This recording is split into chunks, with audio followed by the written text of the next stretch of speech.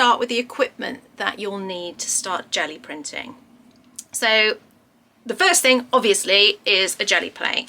This is the one I use, gel press jelly plates. No particular reason, just because they were the first brand that I bought. There are lots and lots of different brands out there. Two main ones are probably the Gel Press and the Gelli Arts ones. I think they're all very, very similar. It just happens to be that this was the ones that I was using from the beginning, so I tend to gravitate towards these. But there's one type called Speedball, which are designed to only work with inks, not acrylic paint. So you probably want to avoid that one to use my techniques, but other than that, they're all much of a muchness. This size is a really good size. So this is a 5 by 7 inch jelly plate, and I think this is an excellent size for a beginner. It gives you enough space to play with it, so you've got enough room to actually print with it, but you it's not so big that it's hard to time the paints. Obviously the bigger you get, the more complicated it is with timings and getting it right. So it's a really nice starter size. It's also perfect for half a piece of A4 paper. So you can rip some A4 pieces of paper in half, and then you can print on them, and they fit beautifully. So when you get the jelly plate, it comes in this clamshell. I keep them all in these. I think it makes them nice and secure. It stops them getting damaged. It means I can stack them on their ends without them being damaged. It's just a really nice way of storing your jelly plate. And they also come with these plastic sheets on them. Now, I never store them with the plastic sheets on. I always take that off and replace them with a piece of copy paper, and I store them in the clamshell like that. It just means that you stop getting air bubbles underneath, and because an air bubble will make a little dent in the surface of your jelly plate because it's pushing into the surface. So this is a really nice way of storing it. They store beautifully, the air can escape, so I always do that. But these bits of plastic, you can use them for either making into stencils, so you can cut shapes out of them, or mask and cut shapes out of them, or you can use it to put your jelly plate on. Just move the clamshell out the way. You can use it to place your jelly plate on for you to be able to use when you are printing. So you can use that to print with, and it makes it so that you can move it around, you can see through it, you can lift it off the surface, and it's a useful way of printing. I actually prefer, because I use these to make stencils from, I prefer actually getting a little bit of a more rigid piece of acrylic. So that's my second suggestion, is to get yourself a little piece of clear acrylic like this. This one's just cut from a cheap photo picture frame. This was just the plastic in the front of it. It was a really cheap one, and it was quite big, and I just chopped it down with a scalpel and snapped it, sanded the edges. So I prefer to use that. I place that on there, and that just gives me a really nice solid surface. It means I can move it around. A lot of my techniques, I flip the plate over and I want to be able to position it, so I find that really useful. You don't need it though. You can obviously use the bits of plastic from your clamshell, or you can obviously just put it on a piece of paper, or even just straight onto your surface to print with. It doesn't really matter. So yeah, but I would suggest a piece of acrylic just because it makes it easy to move around, and I move mine all the time. I have 2 or 3 on the go, so it just means I can swap them out really easily. They're easy to use. So that's the jelly plate. Okay. Oh, just to mention also, they come in other sizes. So this one's 5 by 7, but you can go up. So they come in a square, you can go a bit bigger. This one's a 10 by 8 size jelly plate. This one's a nice size for when you get a little bit more confident, a little bit more experience. This one beautifully fits an A4 piece of paper, so it's a really nice one to move up to. But as a starter, I would say that one's probably better, just because you get the hang of it on this one. You get a little bit more successes, I think, straight away than going straight into a bigger piece, because the timings are much harder. Okay, you can obviously go bigger then. I've got one that's 12 by 14 inches, and there's some cute little ones as well. You can get little triangles and little circles and things like that. So there's all sorts of different shapes and sizes, and more coming out all the time. Okay, so that's the jelly plate. Second thing you're definitely going to need is a roller or a brayer. So these ones, I think I got these from Baker Ross, but they're on Amazon. They come with a black handle, usually on Amazon. You're looking for ones, I think, that have got the black sort of rubber the actual roller part of it. These have held up really, really well. I've done 1.5 years of workshops and they still look pretty good, as long as you clean them when you've used them. So these ones, they need just a clean off after a session, gets it to look like that. A little bit of elbow grease, but it can get it to go nice and clean like this without too much trouble. If you leave it and then do another painting session or another jelly printing session with it, you'll find that it's much, much harder to clean. And the longer you leave it on, the harder it is to clean as well. I've wrecked quite a few of my rollers by just not washing them properly. Okay, so that's a really nice size. That's a 4-inch. And often when you buy them on somewhere like Amazon, they'll come in 2 different sizes. That's nice as well. Sometimes you just want a small area to roll with, and sometimes you want a bigger area to roll with. So, but generally I found that's a good size. I've only needed that one. Even if I've gone on to a bigger jelly plate, I've only needed that size. Okay. Equipment for putting paint onto your jelly plate. I quite like a spreader. These are just an expensive spreader, but you know, you could use a piece of cardboard, that would be just as good.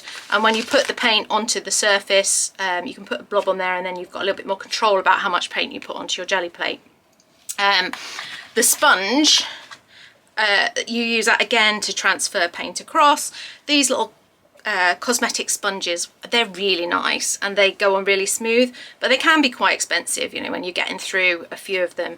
So just a big cheap car sponge chopped up into, you can see this is just a washing up sponge, just chopped up. They work just as well. And the nice thing about these is you can just snip a little bit off if it sticks. If you don't clean it in time, you can just snip a little bit off and then they're good to go again. Okay, so you want something like that to be able to transfer the paint. Cleaning up. Now, I clean up with baby wipes. The oils in it are really good for cleaning the surface of your jelly plate. A really, really good clean, you could use baby oil, but generally I found that the baby wipes clean it lovely, and you can make them last quite well, and you can really care for your jelly plate with that. But I know some people are not keen to use things like baby wipes. In that case, then just paper towel and spray will work just as well. I mean, you can just use water, that will clean the jelly plate off, or a little bit of washing up liquid in there as well. That will work beautifully, and you can clean that off. It doesn't clean quite as well as baby wipes, but it does the job. So if you wanted to sort of avoid baby wipes, the other thing you can use is just recycle some cloths. So these are just face washcloths, cleansing cloths, and I just rinse it out and I let them dry, and I've used those as well. So you can just spray on the surface and again just give your jelly plate a nice good clean before you put it away. Okay, lastly, or nearly lastly actually, hairdryer. Now, you do not want to be putting any sort of heat onto your jelly plate. So obviously that will damage it. So I never ever have my hairdryer on warm or hot, especially not hot. But I do use cool. So if you've got a cool setting on your hairdryer, then that's brilliant to just dry things off a little bit quicker. Thin layers, they're going to dry in no time at all. In fact, they're probably going to dry a little bit quicker than you want. But the thicker layers, or if you've got a few layers stacked on top of each other, then just speeding it up with a hairdryer is useful. But you just make sure that it's on the cool setting. And don't go too close with your hairdryer either. Just sort of waft it around and it helps it to dry off. Lastly, I've forgotten about a bit of paper under there. You want a bit of paper to roll your paint off onto to clean your roller as you're working, because you don't want to be cleaning your roller every time you're using it. And I found that if you just roll your roller onto a piece of paper next to you, then you can clean it off sufficiently enough to be able to put the new colour on it without it contaminating it. You can also use it to take colour off your jelly plate if you've got a little bit too much. And then this ends up with really interesting surfaces on it as well, and you can use that for collage and things like that. So yeah, so they're the basics. So far, you want a jelly plate, you want something to clean it with, you want some way of putting paints onto the jelly plate. I mean, I often just literally just squeeze the paint onto it, and often if there's a blob on the paper next to it, I'll just use my finger. But you know, some people don't like that, so they might want to have a little bit more control. But yeah, you need some way of getting the paint from here onto here. Sponge, you need a roller, something maybe to dry it with, and that's the basic equipment that you need to get started.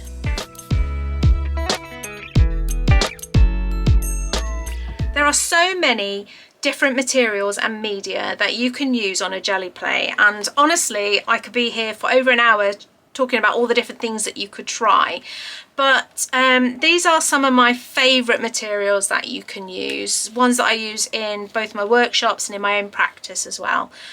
So I'm going to go through these with you just so that you get a bit of an idea about the things that I like to use. So I'll just move the paper out to the back and we'll start with the paints.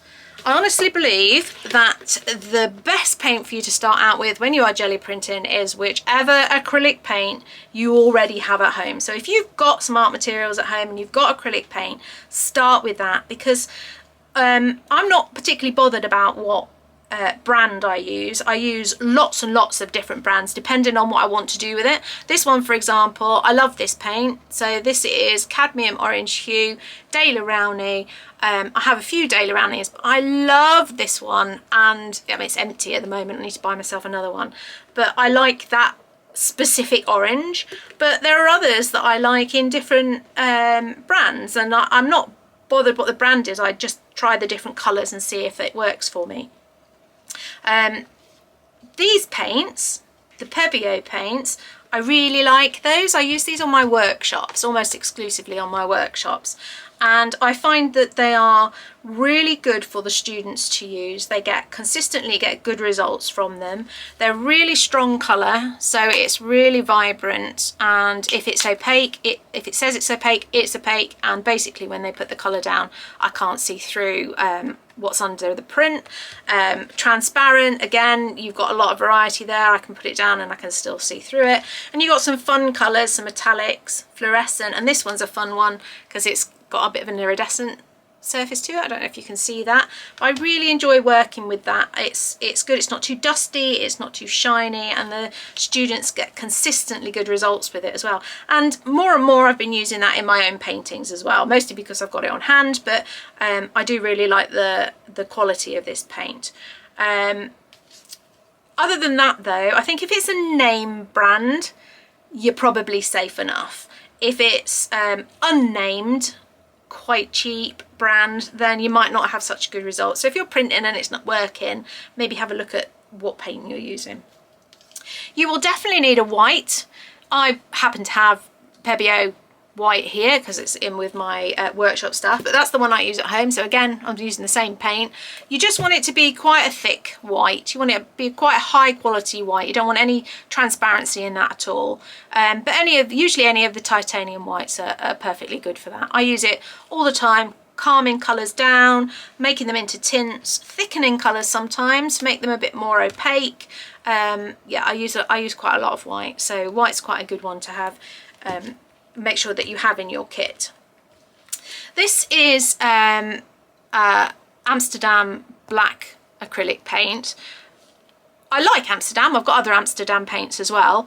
It's just that the black is what I use to transfer images from magazines onto a print, and I found that this is the one that works for me, works the best. I really like it. I've had some success with Winsor & Newton. I've had a little bit of success with the Pebeo, but even on my workshops, this is what I give to the students to transfer their images from magazines. So if you fancy doing transfer printing, you might want to get hold of a little tube of the black. Other than that, just in my general printing, I just use whatever black acrylic paint I have. I'm not fussy about that at all. This is matte medium. I treat this when I'm jelly printing like a clear acrylic, and I use it to transfer images if I don't want to put another layer of colour behind to transfer it onto a print perhaps that I've already made. You can use matte medium for all sorts of stuff. I use it to stick my collage papers down. I use it to thin paint, seal surfaces, but I do use it on the jelly plate as well. I don't have any experience of other brands, because this was just the one I had when I first started gelli printing, and I haven't needed any, there hasn't been any reason for me to change, so I haven't bothered. It's quite inexpensive. It's quite thin, bit like thin PVA glue, but and there are a lot thicker ones, some gels and things like that, but I haven't needed it, so I haven't tried any of the others, but that's the one I use, and I'm pleased with that. Okay, so moving on to papers.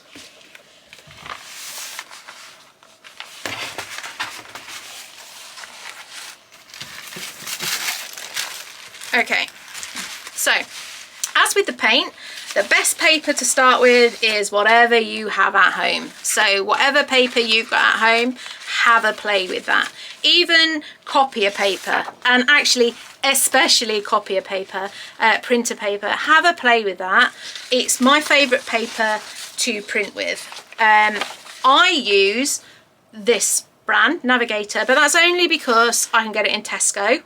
In the UK, but the thing is, the best thing about it is that I can get it in this heavyweight. So this is 120 grams per square metre, and that's a kind of a nice robust printer paper. I really like it. That's what I like to print with. It's got a smooth surface, it's quite strong, it's got a nice white surface to it. It's like a white colour, so I use that. But if you've got printer paper at home, just try that first.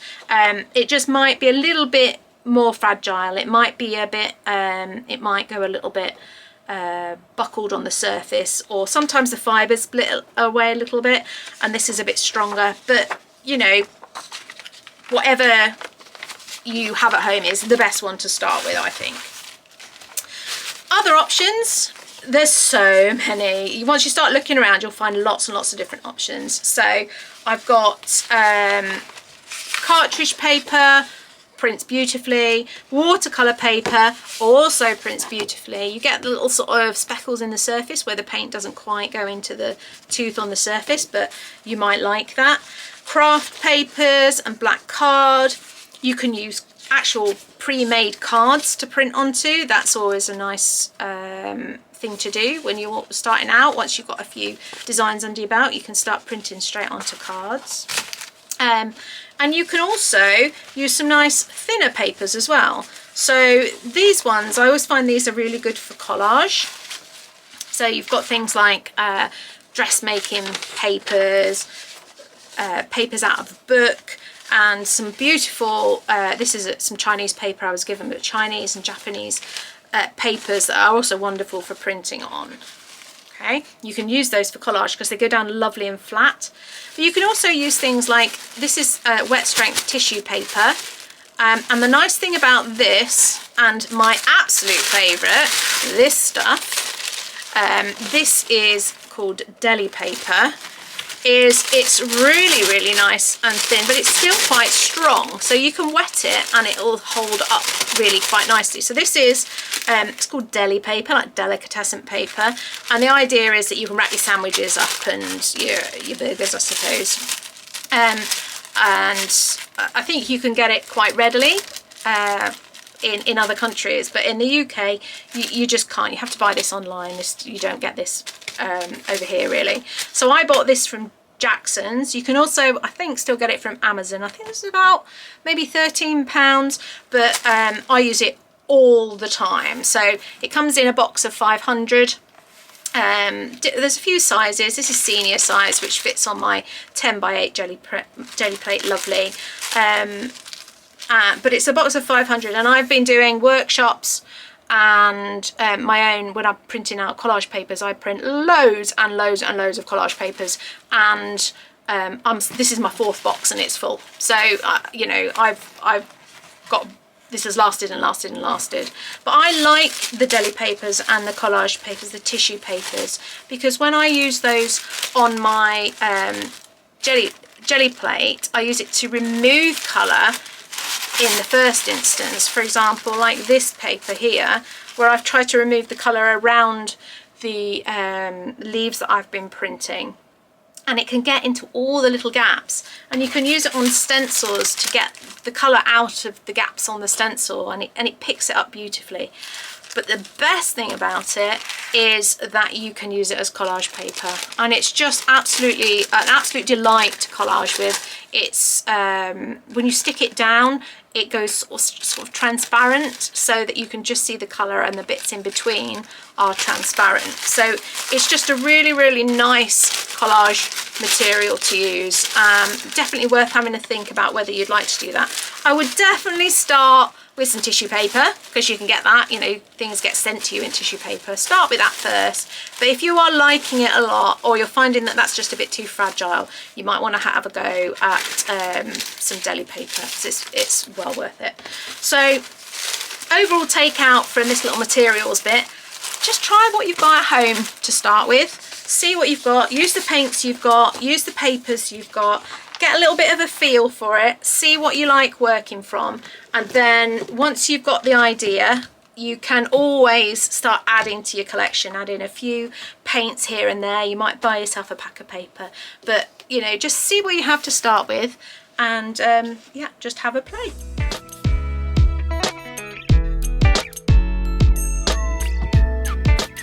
So there are many, many different ways that you can add texture and interest and detail to your jelly prints.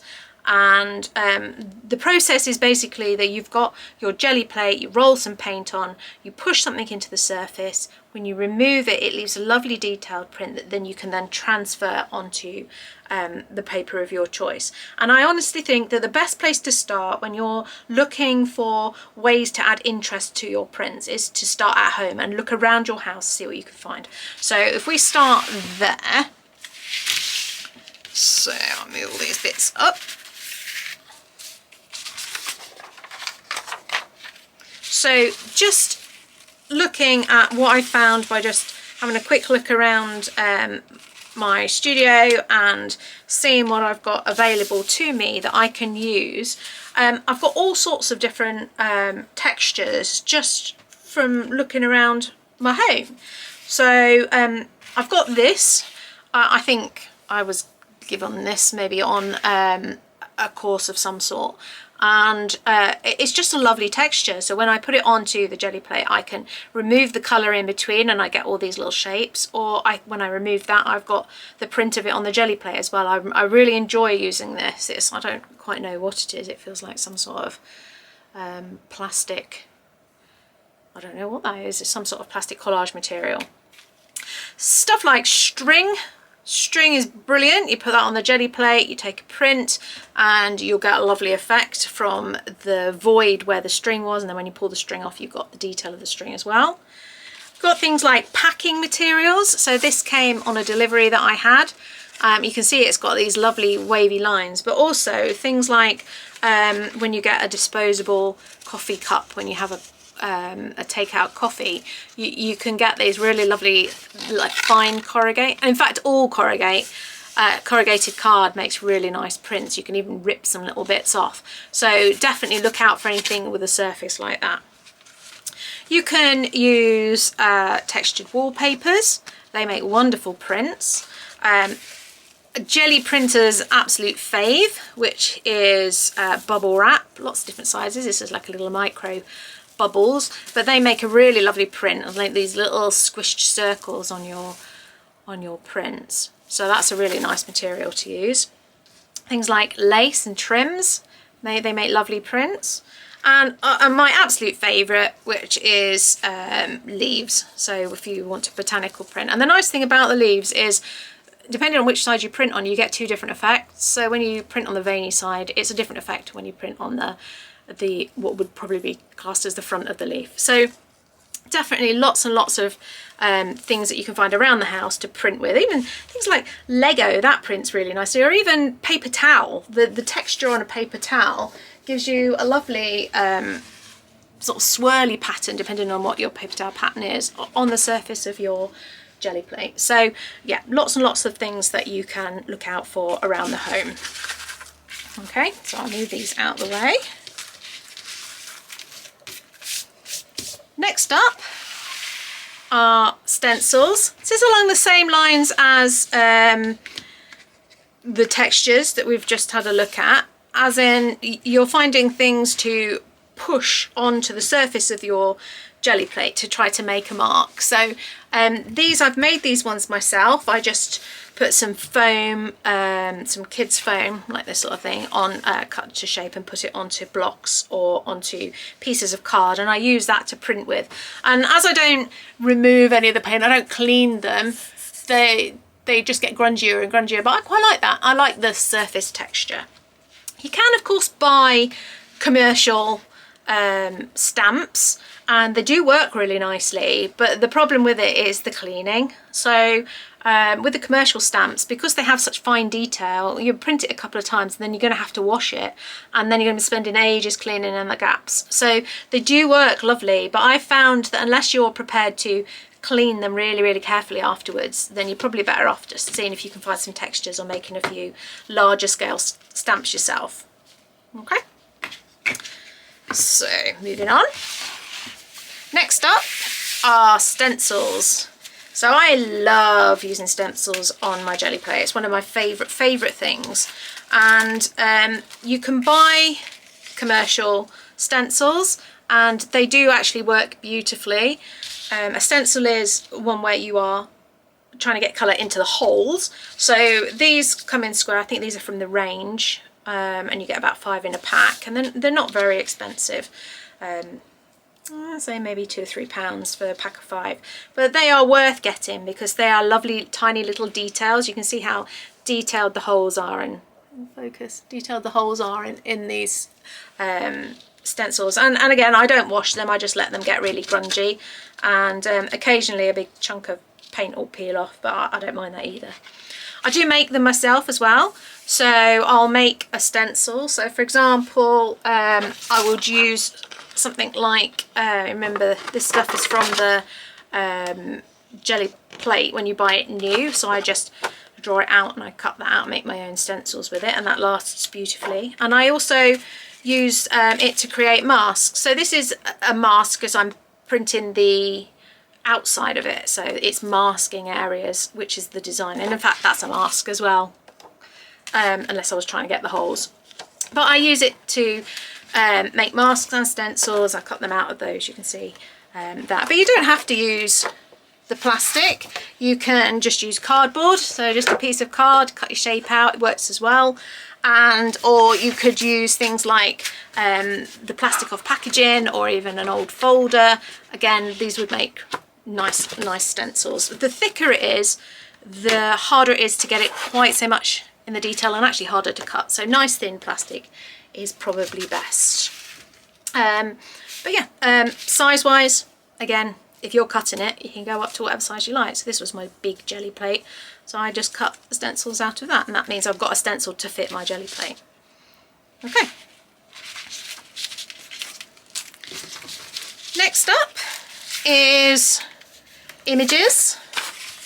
So when you are doing transfer images, there are a few things you can use. You can use photocopies or laserjet printouts, not inkjet, that won't work. So laserjet printouts, you want it on the darkest setting, you know, nice and strong, high contrast photograph, and you want to really colour copy, if you're doing it on a photocopier, a colour image on a black and white, no that's not right, a black and white image on a colour setting on your photocopier, and that's how you get it to work. But yeah, you're working for your own images. That's a really nice way to do it. You can work from glossy magazines as well. Magazines like Vogue or Bazaar seem to work, but they're not all created equal. You can't just use any magazines. It needs to be high contrast again to get a good effect. And obviously there are some copyright issues with using images in your own work, so just make sure that you've checked that out before you use it. But I always find that your own images work really nicely as well, so it's worth a try with those. Finally, it's just mark making on the surface. So there are a few things that you could use. Posca pens, love a Posca pen. It's just acrylic paint in a pen, so it works beautifully on the jelly plate. You can get like humongous ones, and there's bigger ones than this now, and a whole variety of different colours. And you can simply just draw onto the jelly plate with it and then put another layer of colour just to pull the whole thing off. And they're a little bit harder to clean off the plate than normal acrylic paint, so you might need to get out the baby oil to give it a proper good scrub, but they do work really nicely. The other option is a permanent pen. Again, you just draw it on, let it dry, and put a layer of paint to pull, and again it might stain your jelly plate a little bit, but just a bit of baby oil and you should be able to get that off. But definitely test it first. But it's a really nice technique to use and it works really well as well, so I use that quite a lot. You can also mark into the surface, draw into the surface, and you do that by rolling the paint on the surface and then like sketching into the surface of your jelly plate. And you can use all sorts of things. You can use chopsticks, you can use the end of paintbrush, the end of pencils. I've got these lovely sort of silicone tools that I think you can use those for painting, but they make a really nice mark on the surface of a jelly plate as well. Anything that's not going to dig in and actually rip or cut or dent your jelly plate can be used on the surface. Things like blunt combs and things, they'll make some really lovely marks. So definitely have a play with sort of drawing on your jelly plate. So there are a few ideas for you of ways to add surface texture with some of my favourite materials. And definitely start just seeing what you've got at home first and having to play with what you've got around your house, because some of the most fun textures are the ones that you've sort of discovered yourself. So when you're about to throw a box or something out and then you find that, oh, that's got a nice texture, and then you use that on your jelly plate and it works out to be one of your favourite ways of making a mark. So have a look around and see what you can find.